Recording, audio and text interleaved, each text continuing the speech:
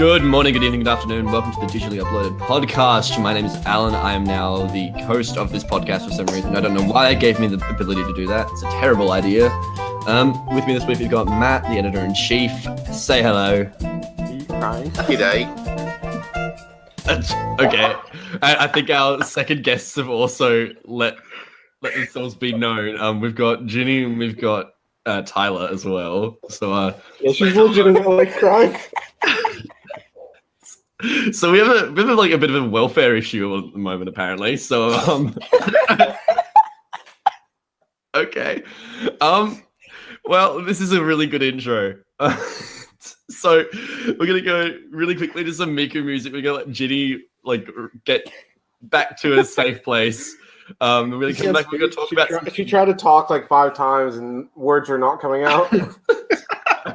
Oh my god! All right, I'm gonna stop the train wreck. Let's go. Miku music. Let's go. Oh my god.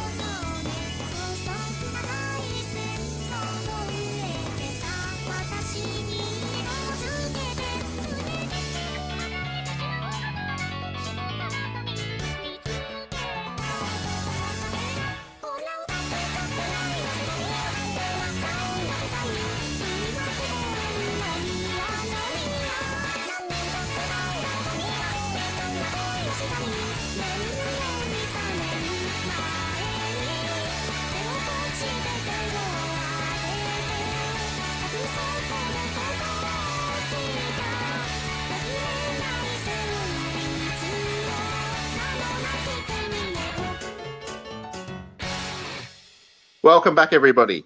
So for the first section of the podcast this week, we are going to talk about really old games that are around before any of those three on the podcast were even born, probably. Stuff like Asteroids and Space Invaders and Mario Brothers before there was Super Mario Brothers and Donkey Kong and all those really cool games that, I don't know, a lot of people seem to end up playing even though they are kind of antiques. And I guess that's the first question I have for all of you. Even though, you were probably not playing games or around when most of these games were new, we're talking about the NES and early arcade games and all that kind of stuff. Have you kind of gone back and played any of them?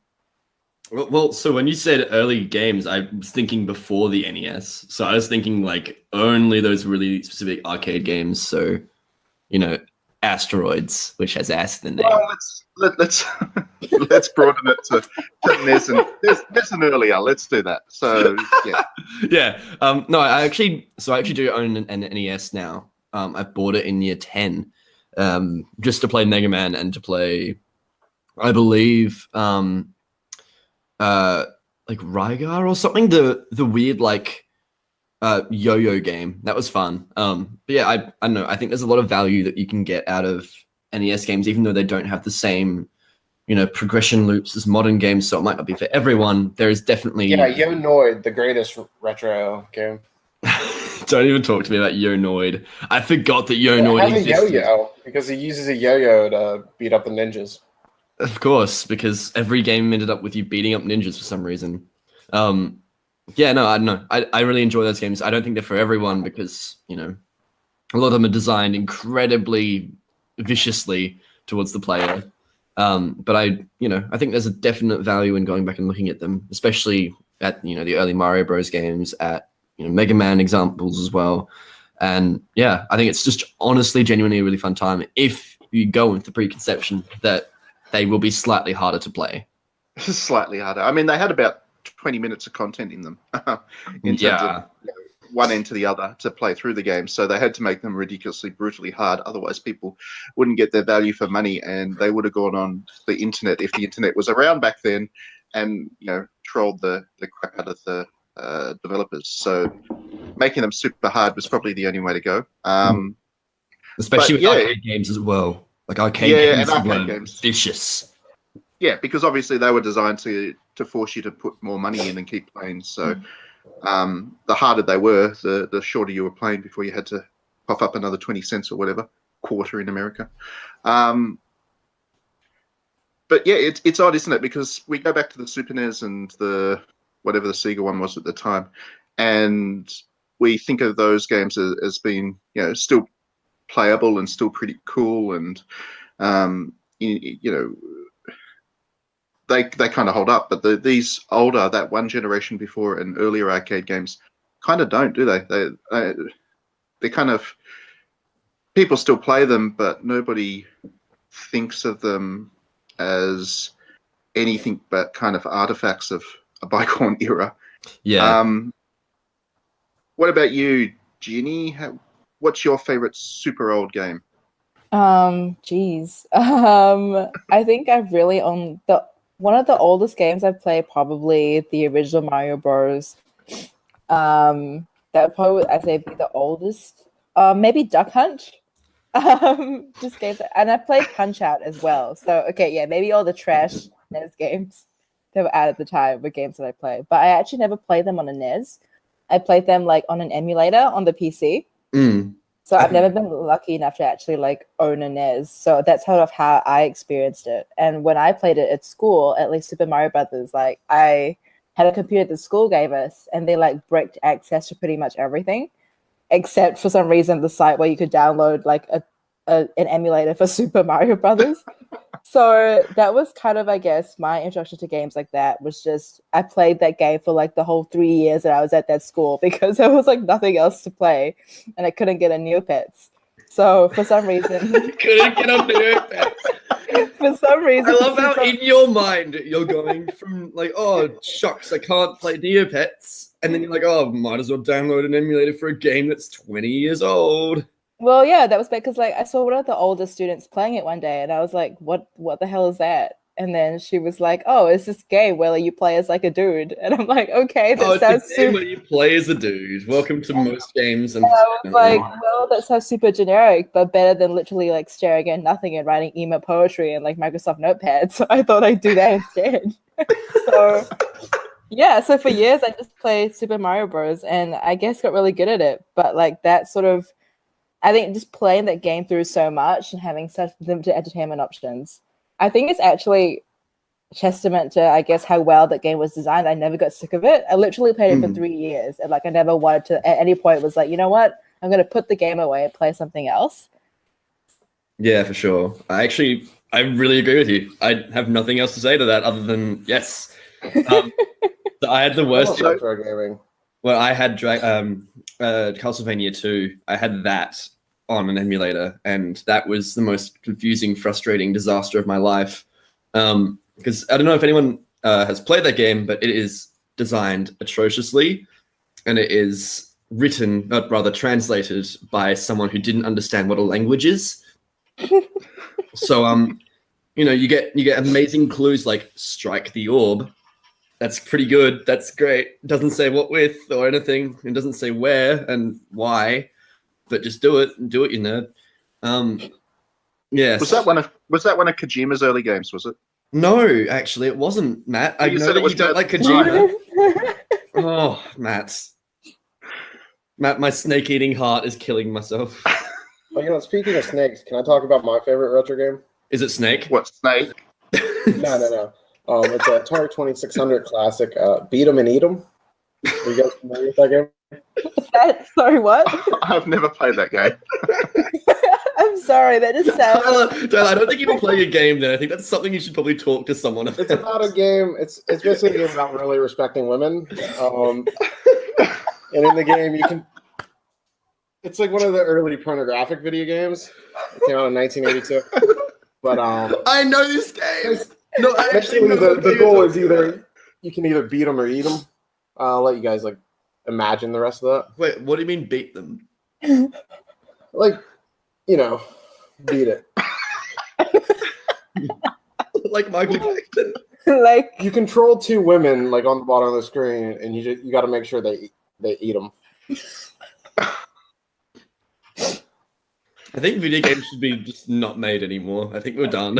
oh wait, actually, there was actually a gender reversed version of the game. Fun facts. In which the player controls two male prisoners with visibly erect penises as they attempt to catch drops of breast milk lactated by a witch. Wait, breast milk? I didn't know that. Yes. Games back then, huh? Yeah. I think we should have just Video games have been art for a long time. I think Roger Ebert was really off by not accepting that early on. with such classics as Asteroids and Beat 'em and Eat 'em and Mappy, everyone's favorite. Oh, Mappy's great. You can't say anything bad about Mappy. Mappy's great. No, I'm not. It's I'm a saying delight. It's great. It's a very It's a happy delight. little game. It's about a mouse. I've tried to turn this back into a PG-13 podcast. Have you? Has anybody actually played one of the early JRPGs not remade? So like Final I Fantasy. already mentioned the original. JRPG I played. Beat 'em and eat 'em. Yeah, it's the best JRPG because you can check off Yeah. RPGs. Yeah, it's like the jack off role playing game. That's right. No, but seriously, Final Fantasy or Dragon Quest. Yeah, so I did play Final Fantasy 1. Just As in out of the sheer original? out of sheer interest, and it does not hold up. It is No, it doesn't. It's pretty it bad. is isn't it? atrocious. It's very, very not good. And yeah, there's so many bugs and glitches in the entire game that you can just completely ruin the entire experience for yourself very, very quickly. Like Damn. the point of power, I think it's called, where it's just like 4 square section of the map, and you can just go there and fight late game enemies and get instant levels. Kind of breaks Oh, the you're game. talking about there's like a section in one of the dungeons. I don't know what it's called, but it's like one corridor, and then in that one corridor, every step creates a random encounter. No, which it's not you that needed. one. It's in the Oh, okay. literally beginning of the game when you're about to fight Garland. Oh, really? Like it's a corner of the map in the first area where you can just fight late game enemies and get leveled up instantly to like I think level 24. I never knew about that one. Yeah, but- it's not good. It's very putting badly us- thought out. Putting aside those glitches, I don't remember too many of them, but what I remember being quite bad about Final Fantasy was just how poorly balanced it was that you would actually, unless you exploit glitches like that, which I didn't know about, you'd have to spend hours and hours and hours grinding away just to be able to take on like the next boss. And Yeah. it was really dull because the combat system was actually very slow as well. Like navigating through menus and stuff was a pain. Well, And that's a pity because I quite like the remakes of Final Fantasy 1 because the base game I quite enjoy. It's a very simple RPG, but it's got charm. But yeah, if you are going to play it, definitely play one of the remakes rather than the I original. think, is it Dawn of Souls on the GBA?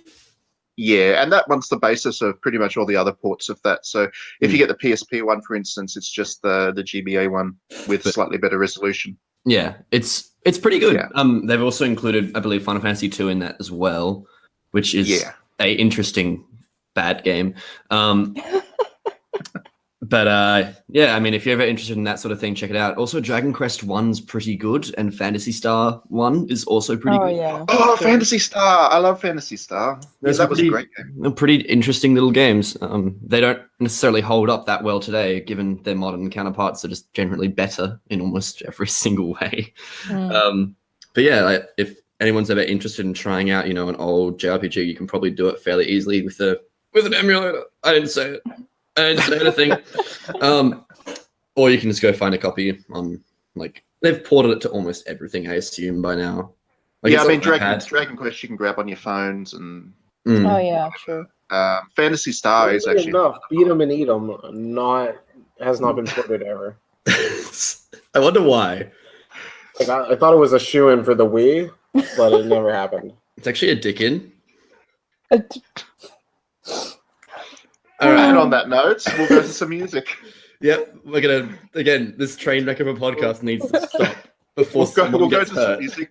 We'll gag Tyler, and Oh, he will like that though. oh, he probably would, but at least he's quiet then. Hey, don't kink shame Tyler. And the music we've picked is we've got music from the Caligula Effect this week, because that is a damn fine JRPG with great music, and I just want you to listen to it. So enjoy. We'll be back. 「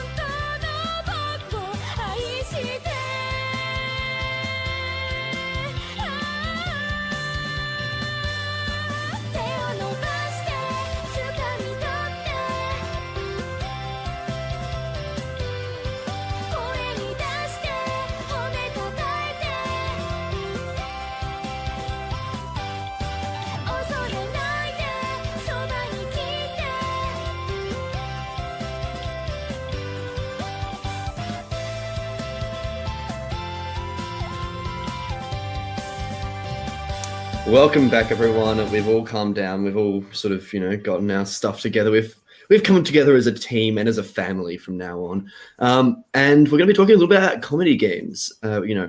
So with any other genre of media, you'll generally encounter, a book or a film that'll say, "I'm a comedy book / film," and that's. I was really trying to explain that in the best way possible. It didn't work out. Comedy book / film. I feel like every intro that we do for each segment's like explain like I'm 5. Like Comedy book. Yeah, it's on the front cover. It just says, "I'm a comedy book." Okay, No, I'm a comedy book / film. I mean, it's adapted into a film. It's not out of the realm of possibility. So anyway, there's a defined genre of, comedy, books, films, TV series, where that is the main point. However, in games, we don't really seem to have that for some reason. Well, I think the reason is that most games aren't very funny. Okay, well, Tyler's just throwing shade at the entire game industry. That's fine. Yeah. I mean, think about it. How many games are genuinely laugh out loud funny? God of a War. lot of games attempt humor.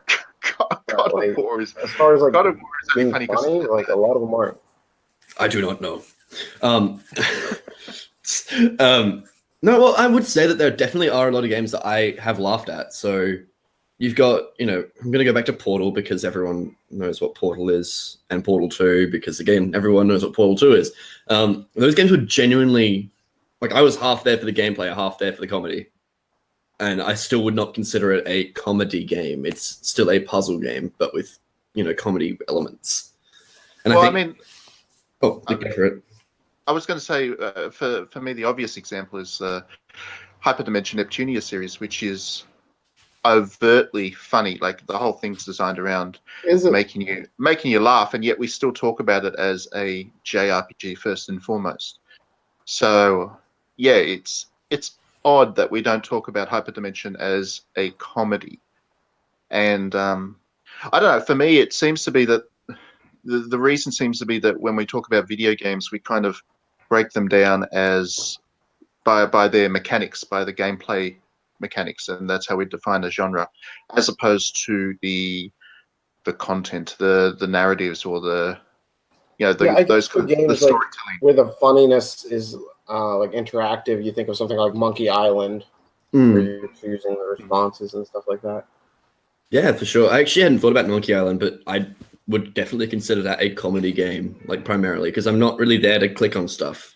I'm there for the writing. There's nothing really else that's keeping me interested apart from the fact that I want to laugh. I think a lot of games, even if they have humor in it, they're more involved. Like Neptunia, for example, there's probably too much RPG that isn't very good of a role-playing game, which drags it down. So if they focus more on the comedy, I think it'd be a stronger.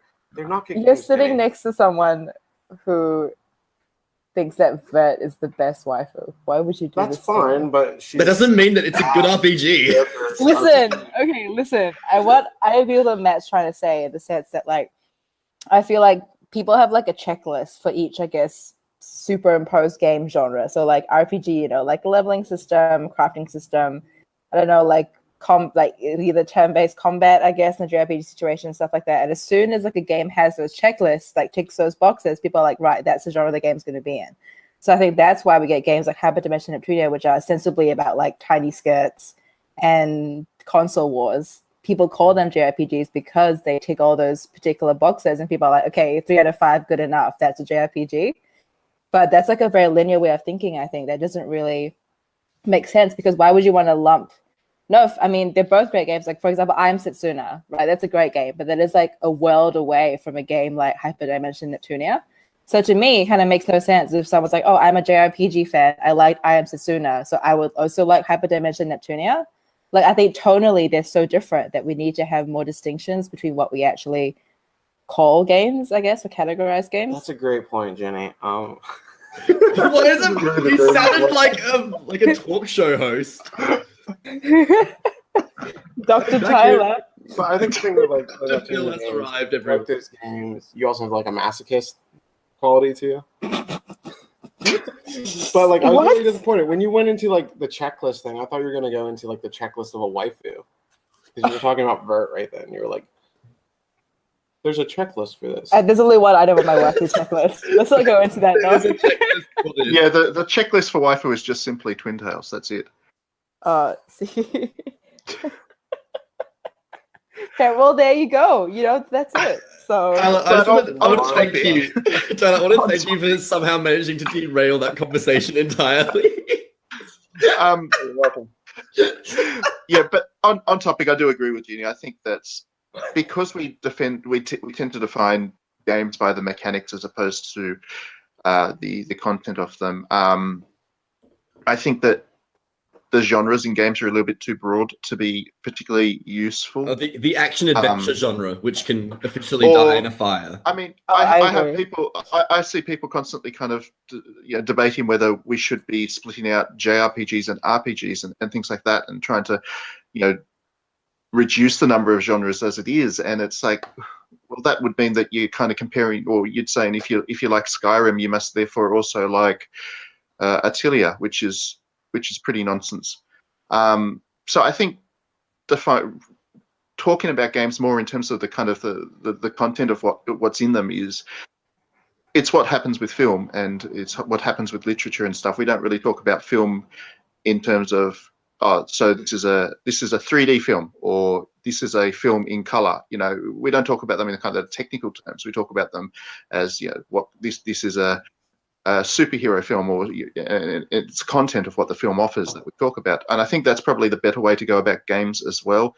So talking about Hyperdimension Neptunia not as a JRPG, but as a satire or a comedy game, or South Park Stick of Truth, or How about whatever. If we talk about Neptunia as a bad video game?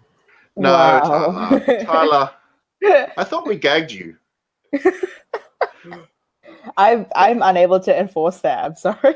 You're literally like the only one able to enforce that. No, I only gag people on my waifu checklist. I'm kidding. I'm kidding. Leave that off the podcast. No, it's staying in. That turned I'm not out gonna edit that. incredibly the opposite of what I was trying to say. I didn't. Well, anyway, Here so we have Ginny and Tyler digging their own graves. Yeah. I do want to actually quickly ask you though, a game like Comedy Night, where the idea is that you go into an online chat room sort of thing and try and be a comedian, would that be a comedy game? When that's literally all there is. Like, it is a chat room with like 3D models. You go in there and you try and be funny to people online. Is that the purest sense of what a comedy game is? I guess Is it mechanically that's a comedy game. But Yeah. is the end goal? Is it like a sinister end goal whereby like I don't know, people have to like laugh themselves to death, or is it like a strategy type thing? No, it's just like you it's try and be funny to You're trying to have a people. good time, Jenny. Why you gotta like take it to death all the time? How can we Draw insert to death. human suffering into this video So- game idea? It is. I don't understand this game, Alan. There Yeah. It's like There is no real point to people it. that you're trying to make laugh, It's or an is it online- video game characters that you're trying? It's an online chat room, so you each like pick a character that represents you, and you go into this chat room that is a comedy lounge sort of thing, and one person gets up on the stage and starts talking through their mic and tries to be funny. So is it like a game, or is it Second Life? It's a game. It's on Steam. It's That doesn't mean it's a game. It's well, like it is a game. I would consider it is a it game. like a chat room with avatars, Yeah, pretty or much. is it? But you go into like this online lobby system, and you're allowed to go up on stage when there's no one else on the stage, so you can then Think like. about it, Matt. Life itself I'm- is a big video game. I try not to think too much, but Digitally downloaded.net, everyone. this is really confusing me. Is it? I don't understand how this is a game at all. It is. It's a game chat about- room. You make people laugh. That's the game. That's part of the game. People have different, difficulty levels of how your comedy It's a works. war game. Yeah. It's What defines a game? Yeah. What defines is it? Yeah. This is getting very confusing now, because you can go into a comedy club and it's exactly the same thing, right? Yeah, but now it's in a safe location because you can make idiot jokes. Like, I'm gonna fucking I swore. I'm gonna blur that out. That's a really good joke, Alan. Yeah, that was the joke, ladies and gentlemen. All right, we're gonna cut it there, I think. old Andrew Dice. I'm just very confused. formula of this Yeah, I've question. confused Matt horribly. I've said a swear word. I'm tired. Ginny's gonna gag Tyler. Hey, I think you're presuming a lot about my sexual orientation here. I'm not presuming anything. Matt, what have we got for music? Persona 5. Persona 5. We got Persona 5. And another great waifu.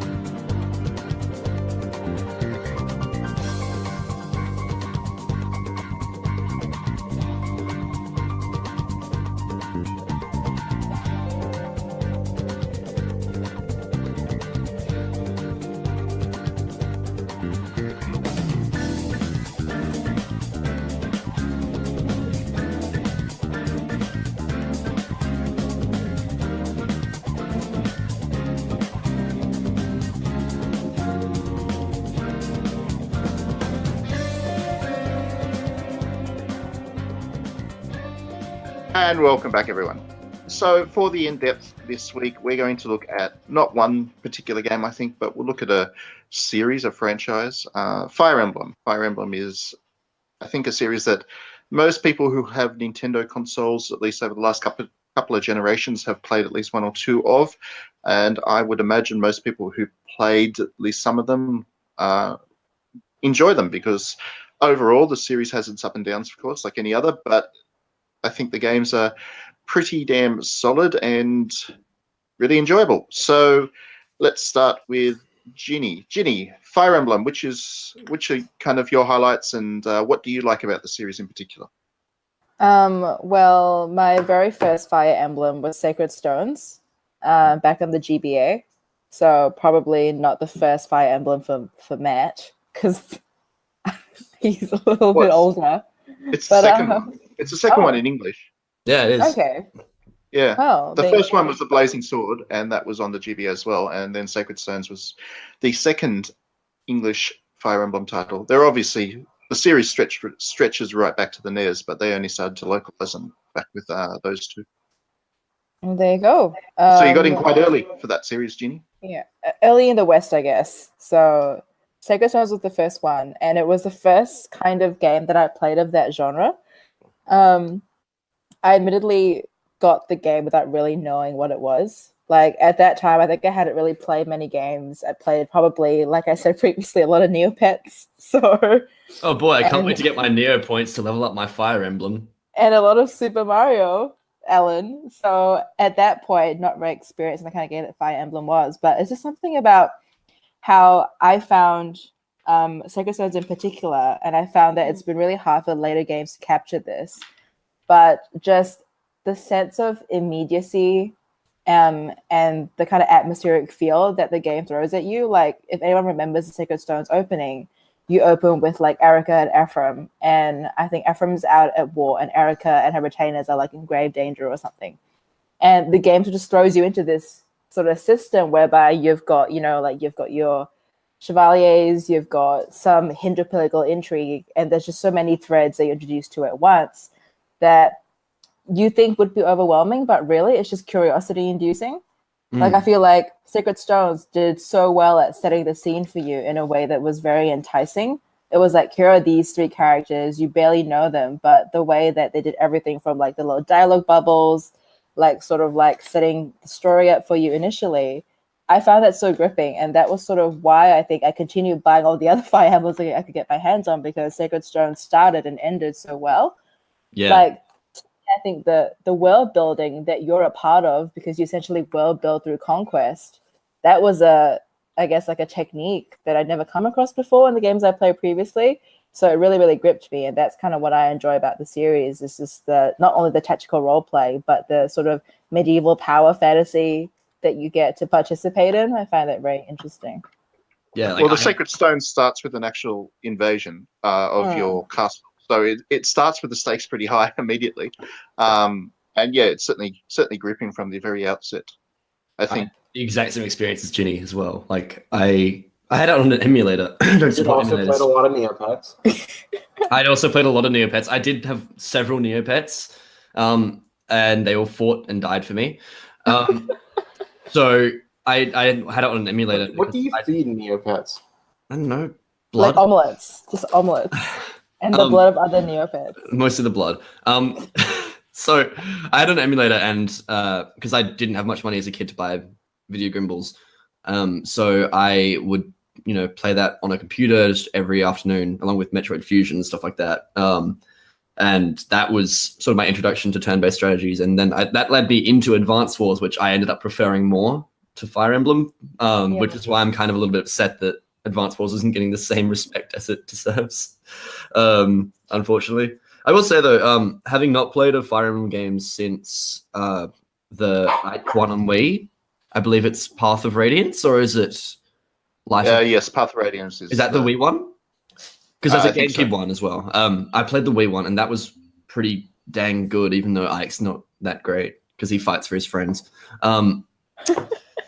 So like, yeah, I don't know. I've not played enough of them since then because I never had a 3DS, and I'm sort of hoping that the Switch will get a full-fledged Fire Emblem 3D big boy game. Oh, it does. Big It boys. has one. Yeah. It does? That's already confirmed. Yeah, there's one in development right now. Oh, Yeah. I'm going to buy that then. Okay, It's well, I'm happening.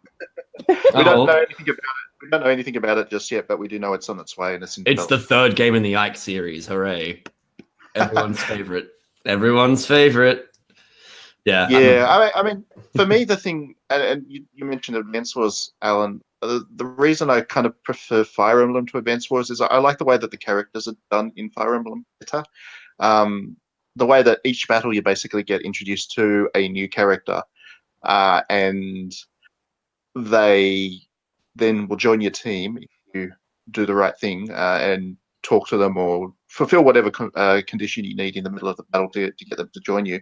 And then from that point on, once they're in the team, they pop up in conversations, you get to develop relationships with them in later games and all that kind of stuff. You get to rub them. Yeah, you you get to can rub them. All that kind of stuff is all the good stuff. And the fact that if you play Fire Emblem the way it's meant to be played, I know The hard there's mode, yeah. there's difficulty settings in the more recent games that don't have permadeath, but Fire Emblem was meant to be played where if a character dies on the battlefield, they're gone. And I think that was a really good touch because it made you kind of care that much more about them and really work to level them up properly and to make sure that they were competitive on the battlefield so they weren't just getting squashed because they're underleveled. You got to give them And that it elite forced- gamer fuel. And it forced you to really use them all and learn their strengths and weaknesses as characters, and it just had a better sense of character to it compared enough. to Advance Wars. So I guess that's why I liked Fire Emblem and why I still play them, even if they're not quite as good as the first one, Blazing Sword, which I played, which I really got me hooked on the whole series. See, I'm actually there's like always- the opposite to where there's always one or always two characters enjoyed I love. Advance Wars a lot more, basically because I didn't like the permadeath aspect of Fire Emblem, and I never really got too into the series until Awakening. because they made it so basic people like me could actually enjoy the series and not have all these characters die on them. Yeah, So I just enjoyed it's less stressful. meeting the waifus and such. I feel like with my strategy games, I either want to go full on like micromanagey, like hardcore XCOM nonsense disaster fest, or I want to go like sort of casually, sort of, you know, have a quick strategy game. And I don't think that Fire Emblem for me is either of those. I think it sits really strangely enough in the middle.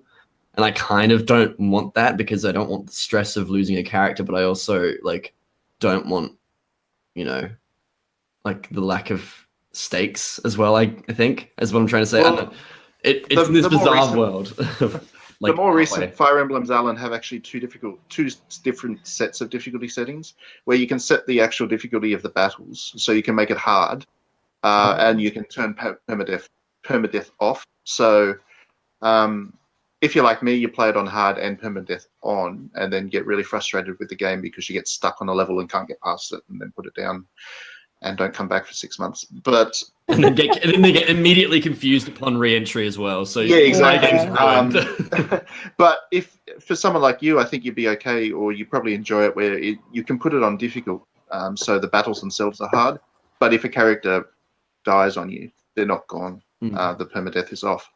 So I think Nintendo's done the right thing, or Intelligent Systems, or I don't even know. Would you say they've done an intelligent thing?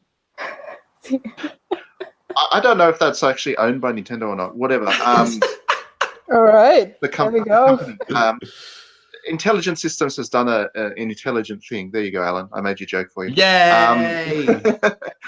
Where they've actually put all those difficulty settings in, which has made Fire Emblem more accessible. Because I remember playing the Blazing Blade, and that game was completely linear. There was no way of grinding, which was in the Sacred Stones. But the very first one, if for whatever reason you lost a couple of critical characters or you didn't level things up right, you would find yourself about 30 missions into the game and absolutely impossible to actually make any further progress. So your only option at that point would be to actually restart the entire game again.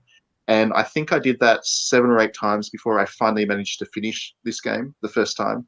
So yeah, that was 100 and something hours of playing and replaying levels that I'll never get back. But I did it because I love the characters. That's the thing. Yeah, I just, yeah. For me, Fire Emblem's all about the characters, and as long as the series continues to produce good, interesting, varied characters, I will continue to play it, I think. Like Camilla, everyone's favorite dragon lady. Yeah, No one likes Camilla. Camilla has a lot of depth to her Yeah, personality. she does have a lot of depth and a lot of width as well. She's a great asset to the team. She's got a bounce in her step. And you know, playing with Camilla on my team puts a bounce in my step. You know, I'm just saying. I don't know how I feel about rubbing Camilla. Well, I mean, she appears to enjoy it. Anecdotally, is what I've heard from. I've heard it on the grapevine. But really though, like, I mean, I know a lot of people like bag on Awakening and the games after it because they're like, I guess people think they're too vanilla now or they're too toned down for the basics, like Tyler. Yeah. But I actually really kind of enjoy how there's like the greater character focus, everything from like the wildly improved cutscenes to the, I guess, incredibly like ham-fisted political intrigue, sort of like medieval ex-shogun aesthetic, like all these elements that you don't think should work together that normally look so disparate. Fire Emblem somehow manages to pull together in one sort of cohesive fantasy puddle. So yeah, people I like the way they're using puddle.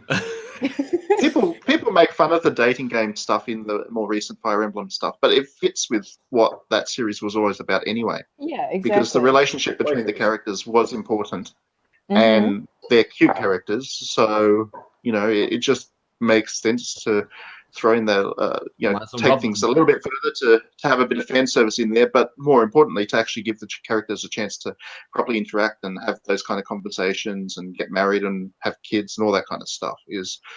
That's all very Fire Emblem, and I never understood why people made fun of it, except that they were incredibly insecure people and need to grow up. I mean, you can just say my name, Matt. Yeah. The rubbing thing is a little bit over the top. I'm gonna be real. Because Well, like it's just on the top, you know. You're not naked rubbing. It's just on the top. It's just a head pat, Alan. Get over it. Yeah, it's just like, you know. And then if you want, you can like blow on them very gently. you can leave blow on them. So You you can can then blow do on it the- off you their can- chest, yeah. You can blow on the DS and it kind of like, you know, they react a bit to it. You know, like it's all fun and games. Okay, so if you I know? went up to someone in the street and started blowing on them gently, how do you reckon it would work? That's actually how Jenny met me. And she walked up to me and started just. Oh my god. It was really awkward, but I was kind of into it by the end. Oh You my- played Fire Emblem, and you're like, oh, Yeah, you're like, this is happening. Like relationship moving from like a C to a B right now. Are we only a B? I don't know. I feel like a B is overstating your achievements. D for blow. Anyway, this is a PG-13 podcast. Look, like the podcast's already down the drain as far as I'm concerned. Yeah, I'm pretty sure this is a special adult only podcast. That the first section kind of cemented that. I think Tyler's presence in general means that not safe for anyone, not even adults. a Totally podcast safe goes for from being I'm a good, podcast actually. goes from being PG to being refused classification in Australia and New Zealand. To be fair, I think Tyler's been okay this time. It's really been my fault for blowing on Camilla. Don't blow Camilla. It's too late. It's already happened, anecdotally. Not me. I didn't do it. What are you talking about? Anyway, yeah, Fire Fire Emblem. Emblem is a good game. It's great. Ladies You and guys should gentlemen, all thank play you. it. Yeah. Well, just quickly before we wrap up, what did you think of Fire Emblem Warriors as a sides, a swerve for the series? I know you played it a bit, Ginny. Did you think Yeah. it did the Fire Emblem series justice? I think it drew from the more popular elements and it was very good about the fan service. I mean, there are some great outfits for characters like Camilla, for example. Oh my god. No, but like in all seriousness, like I think that it kept the essence of the character relationships in Fire Emblem, because if you look up some of the dialogue options on YouTube, like conversations between people, it is sort of very much the kind of content and sort of tonally what you get in a Fire Emblem game. And they maintain lots of canon relationships from those games, despite the timeline crossing that is basically, the giant clusterfuck that is the Fire Emblem Warriors timeline. I think that even though it may not sort of stay faithful mechanically to what the Fire Emblem games are like, tonally, it's still very consistently and identifiably a Fire Emblem game. And it plays well. Like if you like Musou games, you'll probably love this, because you don't really need to have a background to Fire Emblem to enjoy it. But at the same time, if you don't have a Fire Emblem background, this might be the game that kind of, I guess, introduces you to the characters and what they can be like. So if you haven't played Fire Emblem before, but you have a Switch, maybe start with the Fire Emblem Warriors game. It's pretty good. I liked it. I will say, Yeah, I'm I really like as that. to why we're not talking about the most popular Fire Emblem game, Super Smash Bros. Melee. I fight for my friends. We like Ike. We like Ike. We like Ike. Oh, God. It's funny, Ginny. One thing, I don't know if you've had a chance to check it out yet, but in Fire Emblem Warriors, a new update actually makes the characters not playable in the sense that you don't control them. You can just kind of you can tell them where to go on the battlefield and stuff. So it turns Fire Emblem into kind of this real-time tactics game. Oh, yeah. Which That's is true. the game. Yeah. Which is really neat. I actually quite like it, actually. I like that update. That plus all the exploding armor that the updates have brought in. Yeah, in they recent can times. on the other pieces as well. Hell 'Cause, yeah. destructible armor on Lynn is really good. It's really, really good. This is a PG-13 podcast. Lynn's way better than Camilla. And on that note, we'll go to some music. Wow. we're gonna cut it from there and end this nightmare. Yeah. Fire Emblem music, Fire Emblem Awakening. This track is from, which is a Yay. Wake me good up. Fire Emblem with good music. And thanks very much for actually sitting through this whole podcast by getting to this point. You've done a really good job, listeners. And we apologize for Tyler, and we'll be back next week.